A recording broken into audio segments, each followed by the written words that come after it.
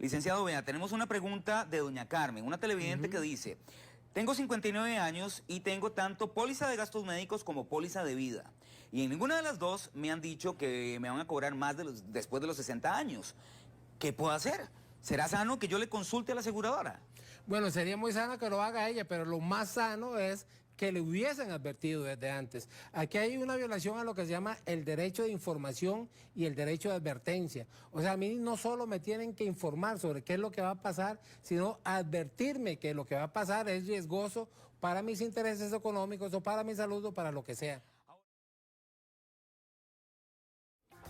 Bueno, venimos con un tema que es de mucha relevancia, así que póngale bastante atención, por favor. Muchos hemos escuchado adultos mayores que cuando llegan a los 60 años dicen que la aseguradora le informó que ya no le iban a cubrir su póliza de seguros, o incluso que si quiere mantenerla tendría que llegar a pagar hasta 5 veces más del monto pactado. ¿Conoce algún caso de estos? ¿Le ha sucedido? Pues ponga mucha atención que el licenciado Boris Molina, experto en seguros, nos aclara todo este tema. Buenos días, licenciado, ¿cómo está? Buenos días, José. Como siempre, un placer estar aquí con la familia. Licenciado, ¿en qué tipo de pólizas o contratos de seguros es que sucede este tipo de cambios radicales en prejuicio de las personas adultas mayores? Sí, claro, esto normalmente, José, lo vamos a encontrar en lo que llaman seguros personales, principalmente en las pólizas de vida o en las pólizas de gastos médicos o de gastos mayores que se llaman. Entonces, normalmente a las personas, como bien lo decías, no se les había advertido.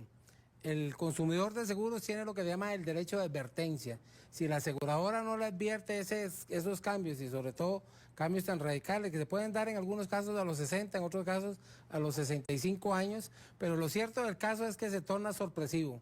O sea, usted tomó la póliza a los 40 años, una póliza, por ejemplo, de gastos médicos para cubrir a la familia, todo está muy bien, y cuando llega a los 60, 65 años, le dicen, mire, o se le termina la póliza o le va a costar muchísimo más cara. Licenciado, pero no podríamos decir que esto es una forma de discriminación o de trato desigual, por ejemplo. Bueno, vea qué interesante, esa pregunta lleva en sí, digamos, todo un análisis que tiene que ver con dos cosas. En primer lugar, los seguros son un negocio. Entonces, los aseguradores lo que valoran es aquel concepto de olla común que nosotros hemos escuchado, que es que usted y yo y 50,000 personas más, entonces contribuyen a una olla específica, ponen cada uno su parte para que cuando alguien necesite, entonces ese sea el que lo ocupe. Básicamente ese es el principio del seguro. Pero hoy en día no podemos soslayar el seguro a lo que son, por ejemplo, la protección de los derechos humanos y de las poblaciones vulnerables. Entonces, por supuesto que se convierte en lo que se llama una discriminación de facto. ¿Por qué? Porque le están diciendo a usted, mire, no es que no se la vamos a dar, pero se la vamos a dar a otro precio, y otro precio muchísimo más caro. Entonces, si yo vengo pagando, por decirle, $1,000 al año, y de un momento a otro me lo suben a 5,000 o a 6,000, pues simplemente eso se vuelve imposible de pagar. Entonces, la opción que me están dando no es realmente una opción, entonces se convierte en una discriminación. Licenciado, pero estaríamos hablando que técnicamente es algo previsible que va a suceder. Claro. ¿Por qué entonces no avisarle a la persona que en cierto momento esto va a cambiar? Bueno, yo le devuelvo la pregunta, José, ¿qué pasa si usted ahorita, con la edad que usted tiene, yo le digo que le voy a vender una póliza que hoy le cuesta $1,000 al año y que cuando usted cumpla los 65 años le va a costar 7,000? Usted más bien, entonces no se la compro. No, y no solamente eso, sino que también, ¿por qué? Exacto, porque resulta que es el momento en que ya el negocio deja de ser tan negocio, porque es cuando las personas más se enferman, cuando están más vulnerables, por ejemplo, o más propensas a enfermedades de larga data o a tratamientos más largos. Entonces, por supuesto, desde el punto de vista del negocio estricto del seguro, actuarialmente se convierte en un riesgo más grande. Pero eso se debería de prever, como bien lo dice usted, desde una temprana edad, y que se prorratee, por decirlo de alguna forma, y que entonces usted sepa que sí, para que me cubra hasta que yo me muera, entonces voy a pagar un poquito más, pero pago 30 años, un poquito más. No es que me lo suban de un momento a otro cuando cumplo esa edad. Sí, es que es un momento en el que yo posiblemente más voy a ocupar de este seguro. Ahora, ¿esto sucede solamente en Costa Rica o en diferentes partes del mundo? No, fíjese que desgraciadamente es un tema mundial, porque es un tema de la industria aseguradora. O sea, es la percepción que se tiene del negocio de los seguros estrictamente como un negocio. Hasta hoy en día yo diría que unos 30, 40 años para acá, pero sobre todo en la última década, el tema de los derechos humanos ha venido incursionando como un tema revolucionario en este punto. Licenciado, vea, tenemos una pregunta de doña Carmen, una televidente que dice, tengo 59 años y tengo tanto póliza de gastos médicos como póliza de vida. Y en ninguna de las dos me han dicho que me van a cobrar más después de los 60 años. ¿Qué puedo hacer? ¿Será sano que yo le consulte a la aseguradora?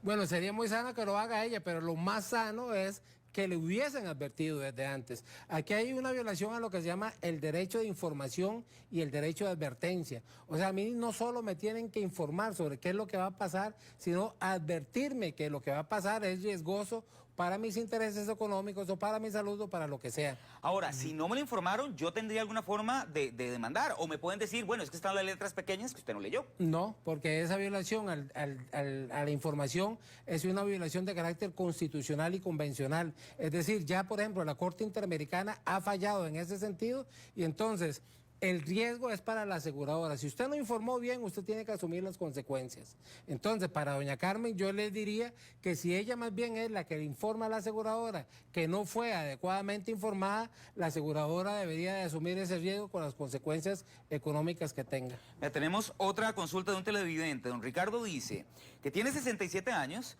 que está completamente sano, sin ningún padecimiento, pero que ha consultado con 3 aseguradoras para tomar una póliza de vida y que no le dan opción. Bueno, esa es otra historia, José, porque resulta que entonces don Ricardo no está, por ejemplo, desde los 40 años. Entonces va a tomar un negocio nuevo. Efectivamente, él dice que está sano. Las aseguradoras normalmente le hacen una serie de exámenes. Entonces, me parece a mí que podría ser que don Ricardo tenga algún padecimiento que no le están diciendo que lo tiene y por eso tal vez no lo aceptan.